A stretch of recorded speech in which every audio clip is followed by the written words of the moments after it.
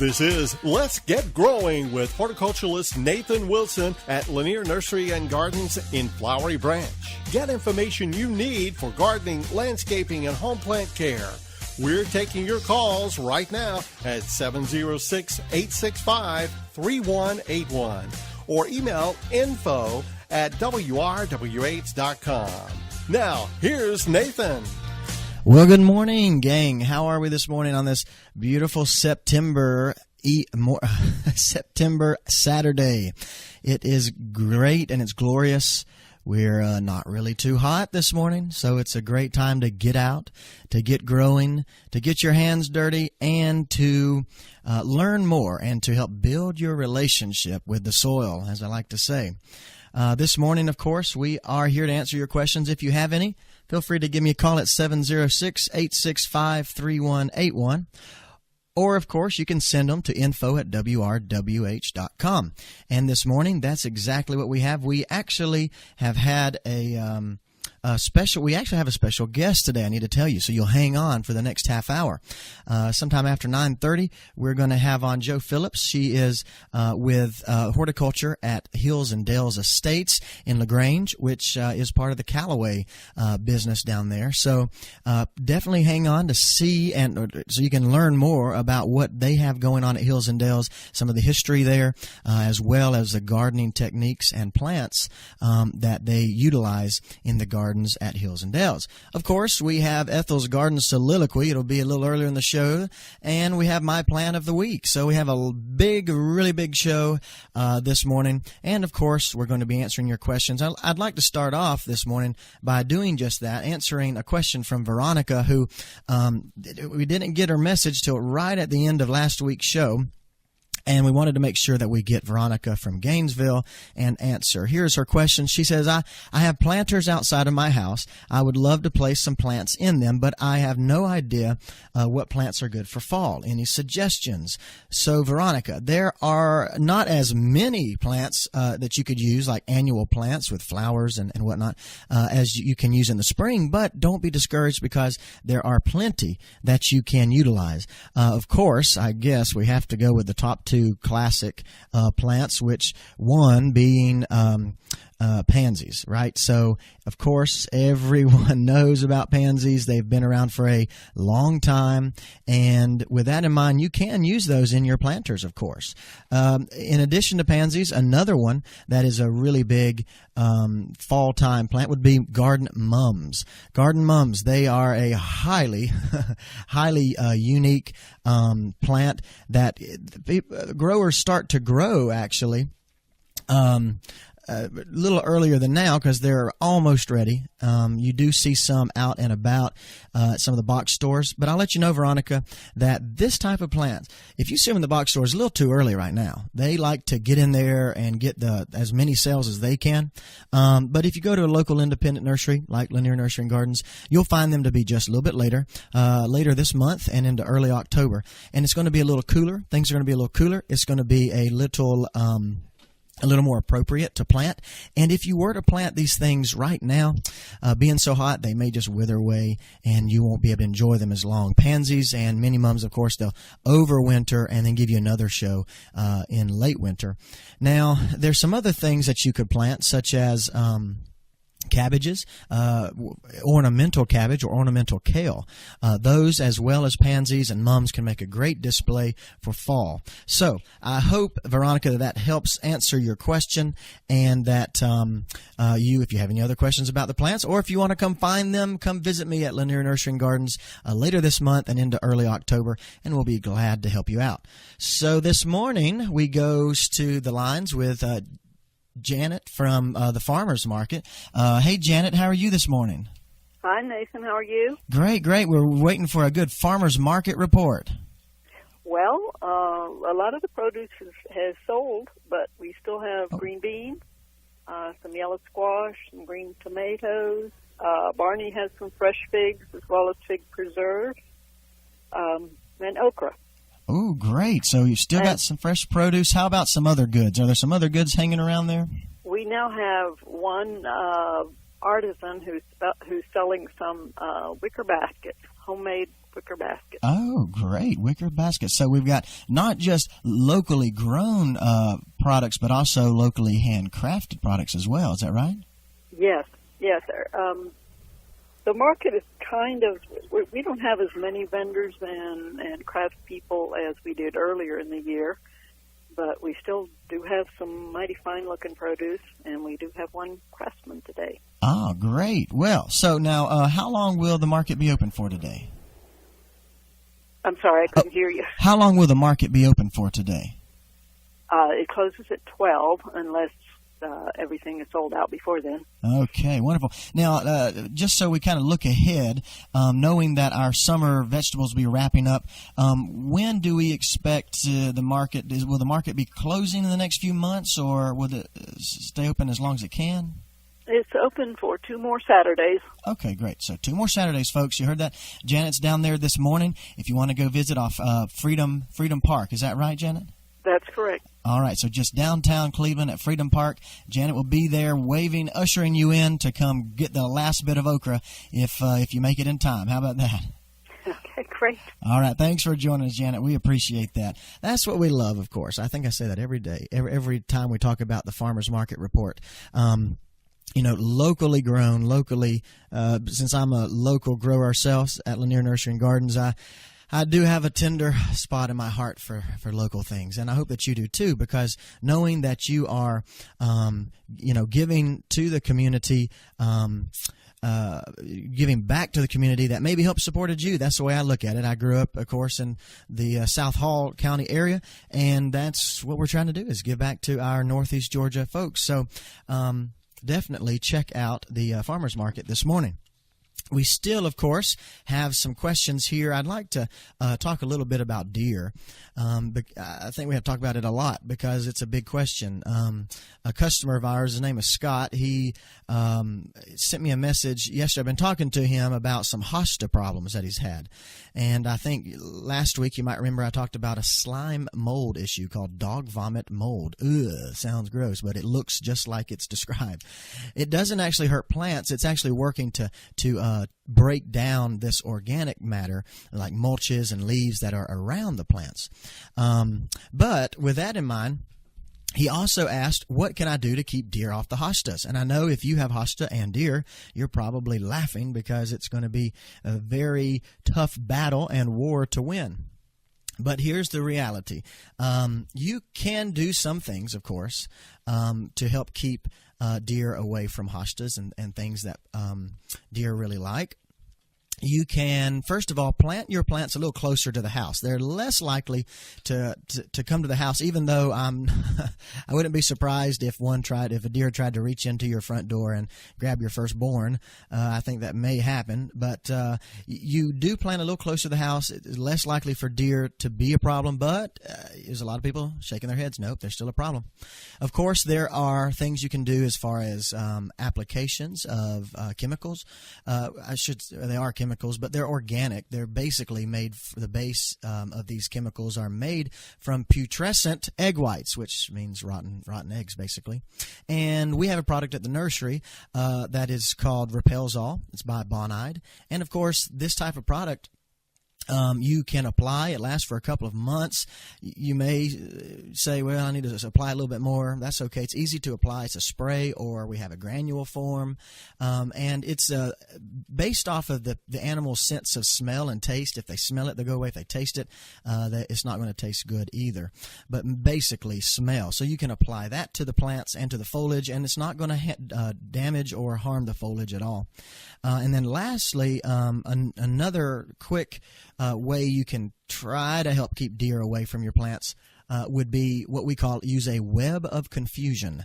The web of confusion is basically going down to the hardware store, the bait shop, and getting a spool, I should say, of fishing line. Doesn't matter what pound test you get, because you're not going fishing for fish, at least, you're going to try to keep deer away. And you want to take the fishing line, maybe set up a few sticks around your plants and kind of twine and wind around that fishing line to make this web, if that makes sense, to make this web around the plant. Now, from a distance, you're not going to be able to see the fishing line, of course. So aesthetically, it's not such a big problem. Up close, of course, you could see it. But see, the deer don't know what it is. And when they start getting their nose in that web, they start getting confused, hence the web of confusion. So those are some ways that you can keep deer off your hostas. But I will say that if you have a deer problem, you're not going to want to have a lot of hostas or hydrangeas and things like that, because those are candy for deer. Absolutely, they're candy for deer. So, Scott, to answer your question, I hope that helps. And we have another question here from Salty. Daryl says, Nathan, how do I come up with a good design for my garden? I want something beautiful and visually appealing. Any suggestions? Absolutely, Daryl. So this is a concept of horticulture that really, we call horticulture a science and an art. It's one of the few things in life that is both science and art because, of course, we've talked about all of the pests and problems and how plants grow. But then we go to, well, how do we use plants? How do we use plants? There are a few things you'll want to talk about, or think about, rather, when you are doing this. And really, it's basically those things you learned in art class in high school. Some of the design principles of design. For instance, we would like to use lines. Line is an important thing to use in the garden, and you got to think about that. When you create in your bed, what kind of line are you going to use? You're going to use straight, harsh edge lines, or you're going to use natural curving lines. Depends on what you're going for, but if you're going for a formal look, you may go with a straight, more squared garden beds. But if you wanted a more natural or organic feeling garden, you may go with more curves and circles and things like that. So think about line and how you're going to draw out your beds. Another thing is you want to think about form and what type of form are your plants going to take. You're going to have a form that may be globe shaped. There's plenty of plants that get round and just globular. There's some plants that get tall and thin, like a column shape. And so you want to use a little bit of both of those to give some good contrast, as well as maybe some weeping type plants. Upright plants, like say we have some Japanese maples that are upright as far as trees go. And we have plants, Japanese maples, that are weeping. So in many different species, you'll find different forms of plants, types of these plants. Another concept is color. Color is a very important aspect because color is what's going to give you that pop from the road, really. And if you use contrasting colors that blend well, that's great. For instance, you may use a deep green. You may use a deep green color and oppose that with a yellow color and a kind of maroon or red color. So how do you get that? Well, deep green could come from gardenias or azaleas, things like that, hollies even. And then your yellows can come from things like I'm losing it here. Gold mop cypress. There's a few abelias, like super gold abelia that gets very bright yellow, or some variegated foliage maybe that has some white in it. You could also use your red colors coming from like loropetalums and whatnot. Loropetalum's a great dark plant. There are some darker leaf trees like smokebush and plums. There's a dark leaf form of plum. So if you use all these different colors, you'll see great visual appeal. Now, of course, color goes into flowers as well. What kind of flowers scheme would you like to have? Would you like to have a flower scheme that is monochromatic? Monochromatic would be the same color, so a bunch of shades of pinks, dark pinks, light pinks, medium pinks, over-the-top highlighter pinks, maybe blues, deep blues, sky blues, pale blues. Those would be all the same kind of color. Or you could do high contrast blues and oranges, or maybe yellows and purples, or maybe greens and reds, things like that. Those would be high contrast. Now, we also have the last bit of information, I would say, is texture. And texture is important. When we talk about texture, you think about, well, what kind of plants give me broad foliage? Things like the azaleas, things like camellias, very large leaves. There's a huge leaf called Fatsia. Fatsia japonica is a huge evergreen that just has a huge dinner plate, gorgeous.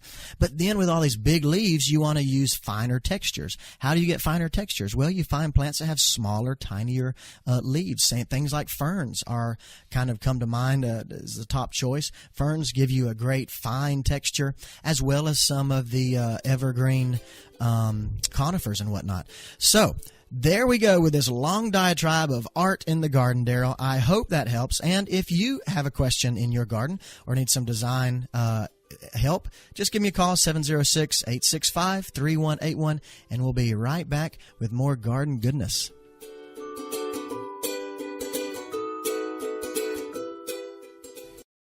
Tune in for live editions of Let's Get Growing, Saturdays at 9 a.m., only on WRWH.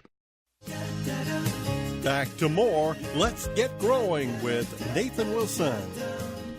All right, folks. Well, here we are. We're back, and we have a caller on the line. I want to remind you that if you'd like to have a question answered, feel free to give us a call, 706-865-3181. But, Kim, how are you this morning? Good. How are you? Awesome. What's going on? I understand you got to have a tree removed.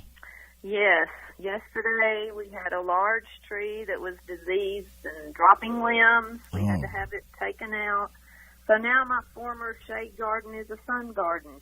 I see. And I just wonder, do I need to start moving plants, or they're looking kind of wilting? Oh, no. Well, they're having this all of a sudden shock with exposure to sun. Yeah, I have hydrangeas, hostas, different types of ferns. All the good shade plants are now in the sun. Yes, Linton rose.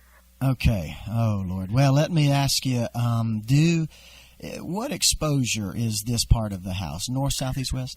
Well, it's mostly, I would say, southeast.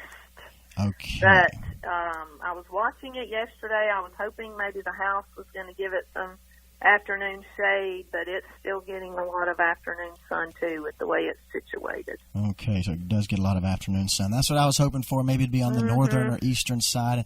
Be a little cooler, but since it's kind of situated on the south, I know that we're going to be dealing with some sun. So do you have other shady sites where you can place plants? Is the first question. I do. Of course, they're in the back, and this is right in front of my front porch, so I was enjoying it, but I may be just transitioning to a sun garden out there. Well, that's true. I guess. Or I can put another tree, but I know that's going to take time to it'll take time, and it won't grow fast enough to provide the plants that do need shade, good shade.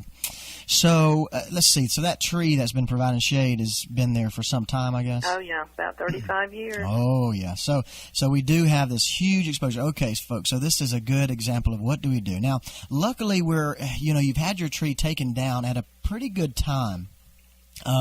Even though it's still hot now, it's going to start getting cooler. And so if you'd like to move the ones that are obviously like some of the ferns, I don't know, the hellebores may or may not be okay. You may try to pull them a little closer to any of the shady sites you have. If you have the hydrangeas, they can handle sun, but they're going to wilt in the sun if they don't get proper moisture. That's the only thing. So definitely the hydrangeas, I would say you probably want to go ahead and move if you can add them to a border somewhere where you do have some of the shade you talked about. That would be great. But, yeah, you're at a good time to move these things because we're going to get cooler. And, of course, we would never recommend to transplant things in the middle of summer, well, unless you just had to, in this case, you're going to kind of have to. But if you wanted to leave some of the things that don't seem to be having such an issue, and you may not know that without time, time's going to really tell which can handle it. But like I said, the hydrangeas, maybe some of the ferns, depending on which kinds of ferns. Most of them are going to want a little break at some point in the afternoon, but since it gets afternoon sun, so time will tell with most of these. But I would say that just go ahead and start moving some of these things, but get as much of the root ball when you transplant it. Get as much of the root ball as you can. Don't just dig right near the plant, but go away from the plant. It's hard to say, kind of where the drip line, if you know, kind of where the edge of the plant was, kind of start working your way into there without damaging and getting rid of as many roots as possible. Try to keep as many as you can. That's the goal there. So I think you've got a big project on your hands, but I hope that some of that helps. Once you get them all moved in water, and keep an eye on them until they start dropping their leaves and whatnot. So. And if I want to replace my tree, that was a maple. What's a good choice? Okay, so you had a maple. So maples are nice and large trees, not as large as oaks, of course, over time. I don't know if you want to go back with another maple. Do you know what kind of maple you had? It was a silver maple. Oh. Not a great one. Yeah, but back in the 80s, you didn't know that. That's right. So silver maple we found out, it was highly planted in the 80s, 90s, and now we're finding out it wasn't as good of a plant as we thought. But there are some good, red maples grow relatively fast, and they don't have the kind of disease issues that you're finding out the silver does. Of course, you can go with some smaller trees, maybe group them together, such as red buds and dogwoods into serviceberry. I'll tell you, serviceberry is a great plant because it blooms in the spring, has these gorgeous round leaves all summer, and then in the fall time, it has a beautiful fall color. I mean, unmatched fall color. So instead of having maybe one large tree in your front, you could do a grouping of some smaller trees that would give you the kind of canopy that you had before. And I think if you go ahead and plant these this fall, you're getting a head on the game, we'll say, to kind of get some growth going, and getting those trees as big as you can. So. Okay. Okay. All right. Looks like I need to get to work. Yep, sounds like it. But that's okay. Sounds like you're gonna have some work on your hands. But thanks for calling this morning, and sure. Good luck Thank to you. Okay, so that's funny that bringing up the silver maple. Silver maple is we see it right now, but really we see them on the ground, much like Kim here. We see that they are falling, and they're really just not as good of a trees as we want. They're not as good of a trees as we want. But we continue to go to the lines with John here, and John's got a question for us. How are you, John? Good morning. How are you? Good. We're doing great. What can we do for you?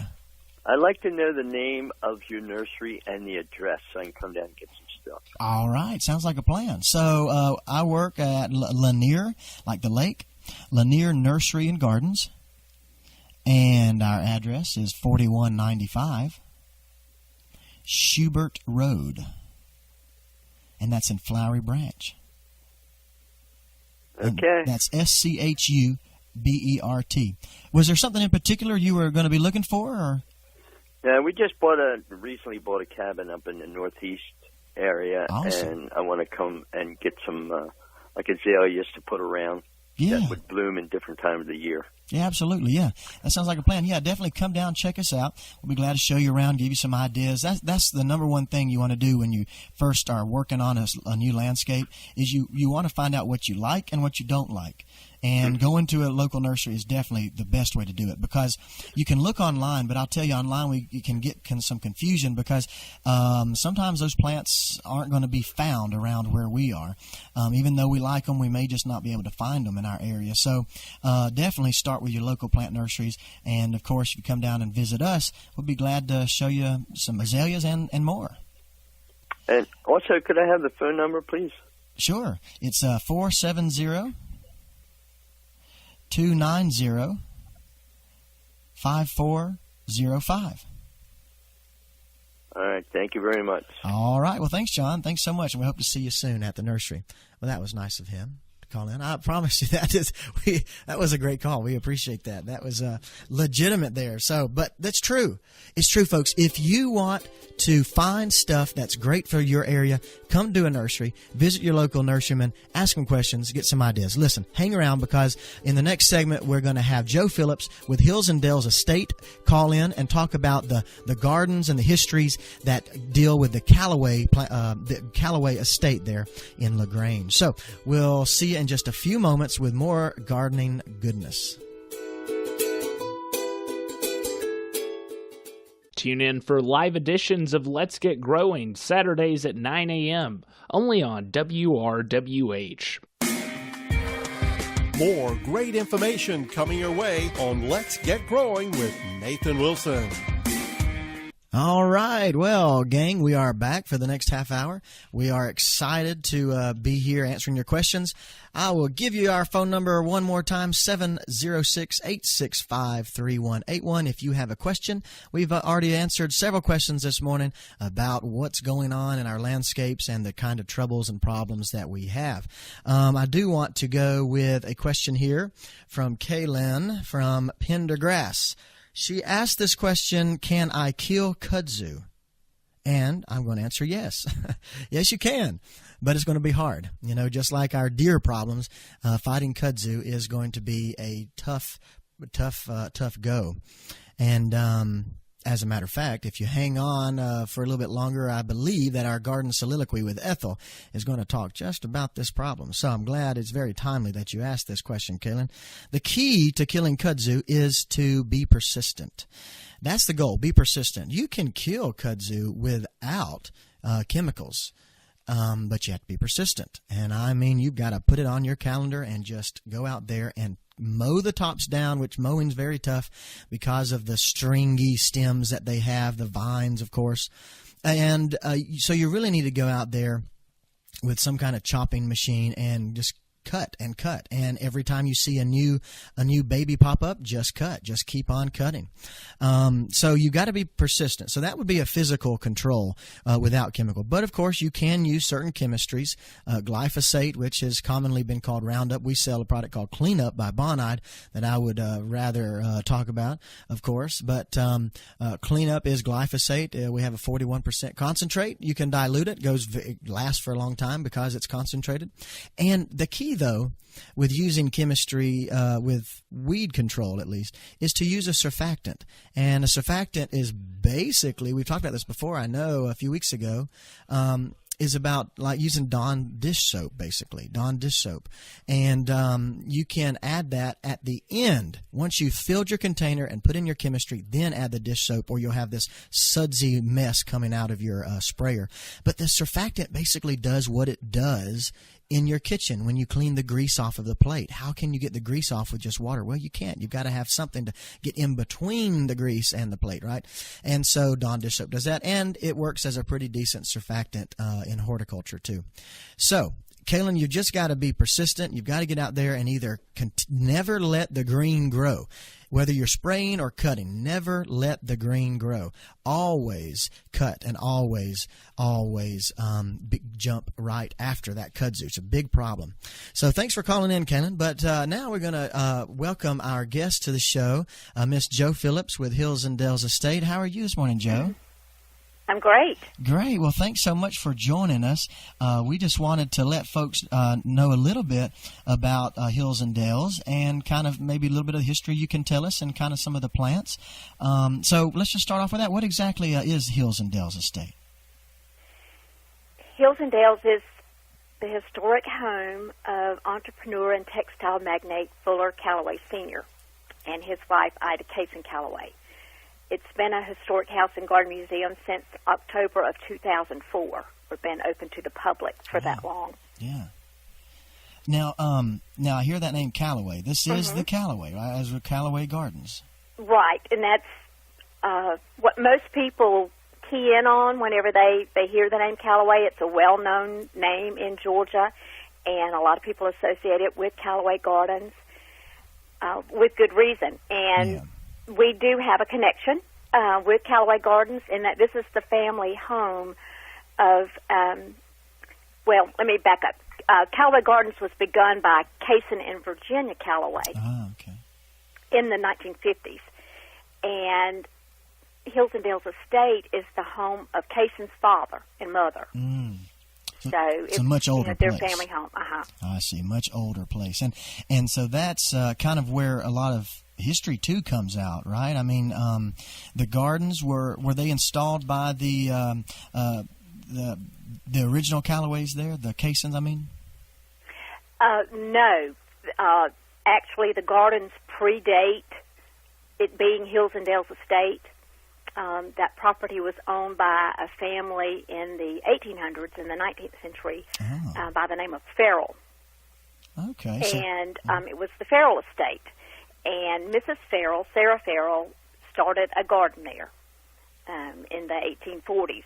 And she and her husband lived there for 6 decades. Wow. And Fuller Callaway Sr., growing up in Troup County, where the estate's located, knew of the gardens, was well acquainted with the Farrells, and it was after their death that he wanted to buy the property because the garden was there. Oh, okay. So, it has a long history of, 170 plus years. Wow, so it's got to be one of the oldest gardens in the state at least, right? Yes, Existing, it's actually considered, we didn't give it this title, but it's considered by garden historians to be one of the best preserved 19th century gardens in the whole country. Oh, wow. Yeah, well, I will say that the website is beautiful, and that's a great place to start the journey into Hills and Dales. But, we know Callaway Gardens. Now, is this near Callaway Gardens? Where can people actually come? Where do they come to visit Hills and Dales? Yes, it is in LaGrange, Georgia, and Callaway Gardens is actually about 17 miles south of LaGrange in Pine Mountain. Yeah. So it's just the neighboring county. And LaGrange is about 1 hour south of the Atlanta airport. It's right off of Interstate 85. And so that kind of gives people a location of where it's at. You go south and west of the airport on the interstate, and it's right close to the Georgia-Alabama line in west central Georgia. Okay, yeah. So if you got up early, you could probably make a day trip of it. Or a lot of people do that. Yeah, or hang around and maybe go visit Hills and Dales and Callaway Gardens for a weekend or so. So if someone were to come visit, what would be the general touring experience they'll get? What all is entailed in visiting Hills and Dales? Well, visitors are they're routed at our entrance to our visitor center. Mm-hmm. And at the visitor center, they get ticketing information and can also view an orientation video. There are exhibits there at the visitor center. And if they choose to tour the estate, then most guests opt to get trammed up to the house, because the estate covers 35 acres, and so we don't expect people to, to walk that whole way unless they're, ambitious. They do have that option if they want to. But anyway, they're usually trammed up to the home and garden, and tickets are structured so they can get a house and garden ticket or just a garden. Most people, if they've never been there before, want to tour the house as well. They get a guided house tour. And then the garden is typically self-guided with a map. Okay. And then so after your guided tour in the house, you can kind of walk at your leisure and enjoy the gardens. And that's correct. Learn some information with the map and all that. Oh, that's great. Now I know that when people come visit that they're going to get some good ideas probably for their own garden. So what are some of the biggest attractions or features that Hills and Dales is known for as far as gardens go? Well, the old Farrell Garden, which is kind of the centerpiece, that's right there south of the house that the home looks out over, is a terraced boxwood garden, boxwood parterre garden. And so it's constructed formally on a series of 6 terraces with stone walls and a fountain and statuary. But there are also ideas for people that don't have a formal landscape as well. Right. We also have an herb garden. There's a greenhouse. All of those were put in by the Callaway family. A courtyard garden, perennial border.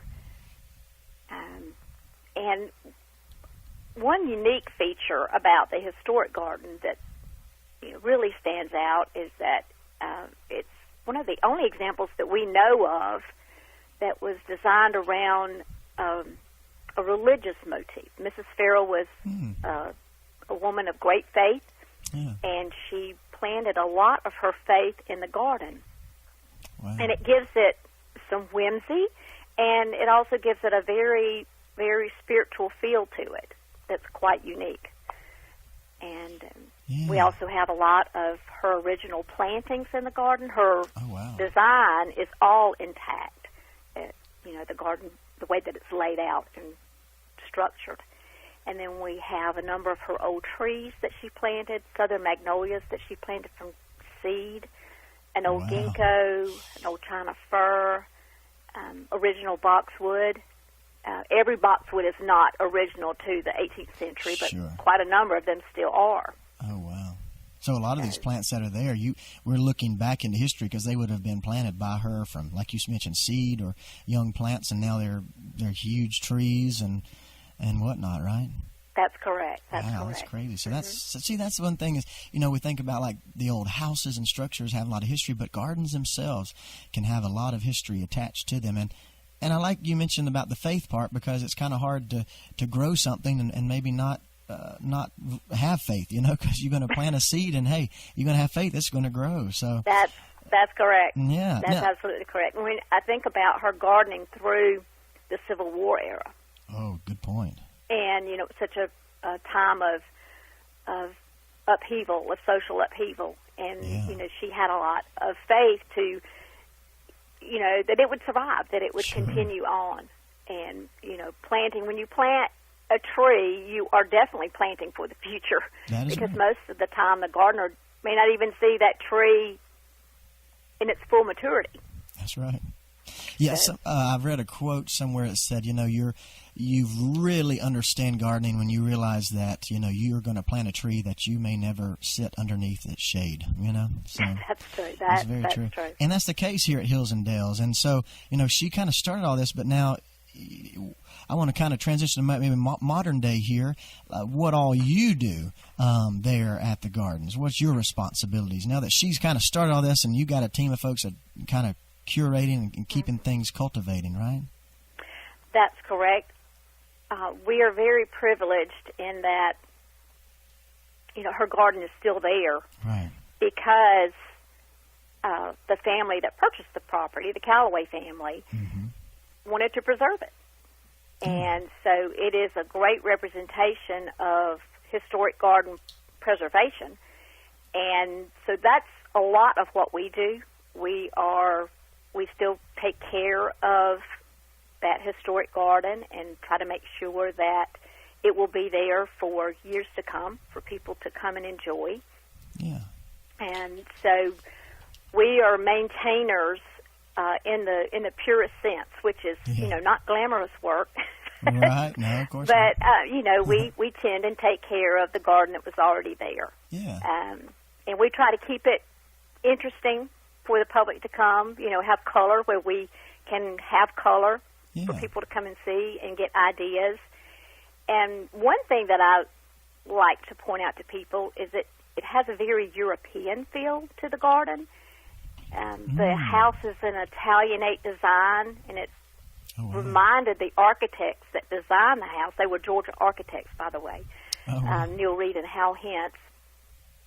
And the garden reminded them so much of gardens that they had seen in Europe, particularly in Italy, that they designed that house to complement the garden. So when you come there, you do get a touch of Italy. Oh, wow. Whenever you come and tour. So you don't have to travel that far to see it. That's right. A touch of Italy in Middle Georgia, right? Mm-hmm. Oh, that's great. Well, Jo, I do appreciate you joining us. I would like to ask one last question as far as how can people keep in touch or get connected with Hills and Dales? I know, like I mentioned earlier, he's got a beautiful website. Are you on social media and things like that?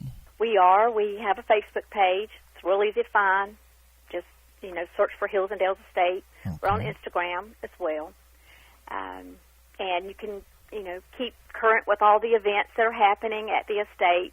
We do have programs that people can enjoy if they want to. We'll be decorated for Christmas. The home will be all decked out for the holidays come December with all fresh and natural things.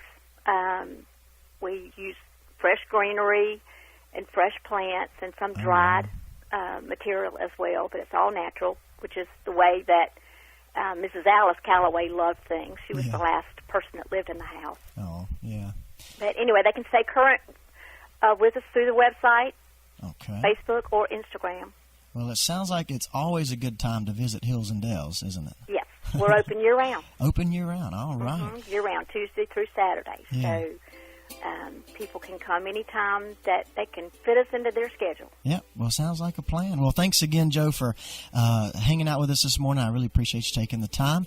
And we're going to a break, but I am going to tell you that this morning, hang on, because Ethel is giving her soliloquy and also my plan of the week in our last segment. We'll see you in just a few moments.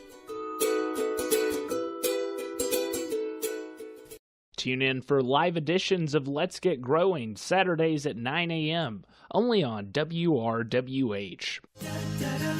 Back to more Let's Get Growing with Nathan Wilson. All right, gang, we are back here. We're going to start off this next segment, of course, with Ethel's soliloquy, like I kind of alluded to earlier. We answered a question from Pendergrass about kudzu, and I believe that Ethel has a very similar problem. So let's take a look at what's going on in her soliloquy this morning. And now it's time for another garden soliloquy with Ethel. Because when a weed creeps into her garden, she attacks it with the vengeance of 100,000 men. Dear kudzu plant, or should I say spawn of Satan, since your introduction into the U.S. in 1876, you have been a major pain. I'm sorry to be so frank, but you really are the Frankenstein of the garden. Your hairy, overgrown vines and leaves make me want to scream, or jump over Niagara Falls without a parachute. I can't believe that you have made a foothold in my garden. I mean, I have literally watched you grow and crawl across the garden at least 1 to 3 feet every day. Why, just the other day I was sitting on the patio sipping my coffee, enjoying the fragrance of tea olive and the sound of the songbirds, when all of a sudden I feel something grabbing a hold of my leg. As I looked down, I noticed that you were twining around my leg, heading straight for my petticoat. No sirree! Thanks to Betsy that my pruning shears were nearby, or I'm afraid you would have devoured me like you've overtaken so many old pine trees. I really don't appreciate your forwardness. I will make it my life's ambition to eradicate you and all of your pesky friends. As God is my witness, you're not going to lick me. I'm going to live through this, and when it's all over, you'll never grow in my garden again. No, nor any of my friends' gardens. If I have to lie, steal, cheat, or kill, as God is my witness, you'll never grow in my garden again. Yours truly, Ethel. Oh, good old Ethel. She is just on a rampage today. It's almost like a war going on. It's a war going on in her garden, and that is the case with kudzu. So this morning, we continue to answer your questions. Hanging on for Plan of the Week before we wrap up. Feel free to give me a call, 706-865-3181. But I do go to a batch of questions we have here. One from Butch. Butch doesn't tell us where he's from, but maybe he's local. Probably, hopefully. Many of my perennial flowers have turned brown and look gross. can I cut them back? Can I cut them back? So your perennial flowers are looking pretty bad. You sure can cut them back. Basically, we would call this deadheading. Most likely, the plant is very much alive, but the flowers have faded. The petals are looking brown and sad, and so you can. That's deadheading is one of the things that you want to do. What that means is you go in with a pair of pruning shears. You may even be able to use a pair of scissors, even. If the plant's not thick enough, And so you go in and you just trim back and cut off the old heads. That will encourage a little more blooming probably on many of these perennials before it gets cold. But I would say to do that, Butch, I would say to do that pretty soon. I would say probably this weekend, today if you can. That would be the best time to do it. Really, last weekend would have been ideal. But you can go ahead and deadhead. You're not going to hurt anything.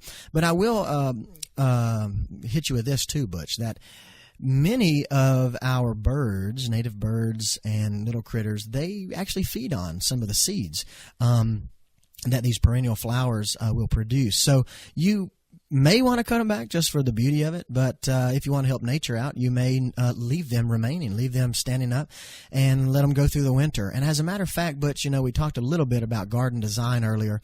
One thing with perennial borders is that many of these old flower heads, seed heads, they may be brown, they may look bad now, but throughout winter, boy, just having that silhouetting of these unique flower shapes, whether it's a disc flower like a Shasta daisy, or whether it's like goldenrod with its light, airy, wispy seed heads, they can overwinter pretty well and give you some really good something to look at during the winter, rather than just whack them to the ground and having bare soil. So you can cut them back. Deadhead is always appropriate, but of course, like I said, maybe hang on and do them that way. So, but this is a wonderful day to get outside to do some light tasks, because folks, I want to remind you that even though we're in September, we're not through summer yet. I mean, the calendar says the 22nd or whatever is fall, but weather-wise, we never really know.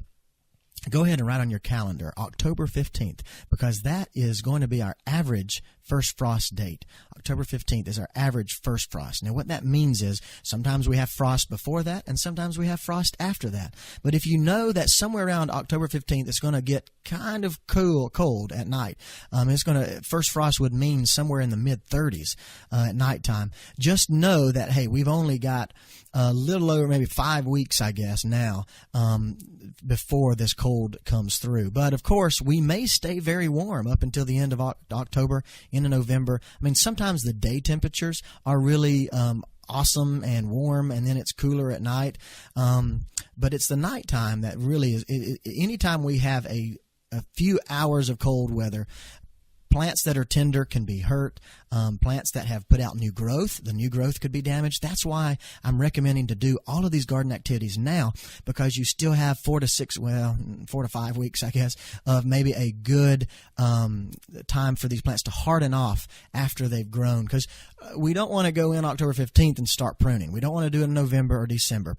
Like we talked about last week, there is no good time to prune, but fall time and winter time is the worst. Because what you're doing is you're cutting the plant. You're actually damaging the plant. And you don't want water or disease to get in there over winter, because the plant is not actively growing and it cannot heal itself throughout these terrible winter weather when the plant's dormant. So it's like getting a cut on your arm and never healing. It's just not a good thing. It can lead into infection, lead to disease. And by next spring, you're wondering, well, why did all my plants die? Well, because of winter damage and maybe some disease issues. So that's kind of what we're looking at there. But this morning, I would like to introduce a new plant to you. Maybe it's a new one, maybe it's an old one, but regardless, it's a great plant. We've pre-recorded this segment, and we want to share it with you. Of course, it's my plant of the week. Today's plant of the week is brought to you by the legume family, a family of plants that not only includes beans and peas, but also takes nitrogen from the air and deposits it into your soil. However, today we're going to talk about Amethyst Falls wisteria, which is a cultivar of our native wisteria. Now let me be clear that we are not talking about the highly invasive Chinese and Japanese wisterias, which have overtaken our woodlands and roadways. I would never recommend that plant for cultivation, only for the compost pile. Amethyst Falls wisteria wisteria, on the other hand, is a great choice for the garden. It's a climber, so it'll add grace and beauty to your vertical garden. Amethyst Falls wisteria blooms primarily in the spring, but I've seen it continue to bloom on and off throughout summer.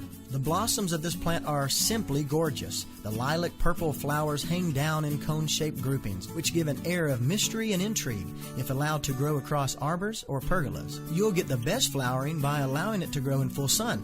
However, American wisteria can handle some part shade as well. The pest-resistant foliage is feather-like, meaning that leaves are set across from each other on the stem, sort of like a fern. The blue-green leaves make a fresh and dramatic background for the soft purple flowers. Oh, and I need to mention that the flowers are also sweetly fragrant. As I mentioned earlier, American wisteria is a native climber and is found indigenously growing in the eastern U.S., where it inhabits moist areas such as stream borders, damp thickets, and swampy woods. Its natural range spans north to south from Virginia to Florida and west to Illinois and Texas. One last interesting fact. Our American wisteria and the terrible Chinese type twine their branches in a counterclockwise fashion, while the other invasive type from Japan twists in a clockwise manner. Very interesting, don't you think? However, I do wonder just how big of a plant nerd was the guy who figured that out. Jeez. Definitely consider the mysterious splendor of Amethyst Falls wisteria. She's beautiful, native, and always available at Lanier Nursery and Gardens. Amethyst Falls wisteria, a great native plant that's climbing to keep you shady and cool. And it's my plant of the week. Well, there we go. That is a beautiful plant that I hope that you will take a look at. Of course, at Lanier Nursery and Gardens, where it is available. If you need something to climb and crawl and kind of fill over an arbor or whatever, it's a great thing to do there. I tell you what, if you've missed any of these shows or soliloquies or Plant of the Week, feel free to go to youtube.com and search WRWH, and you can find all of our shows there. We'll see you next week, folks. This is Nathan Wilson with Let's Get Growing Together.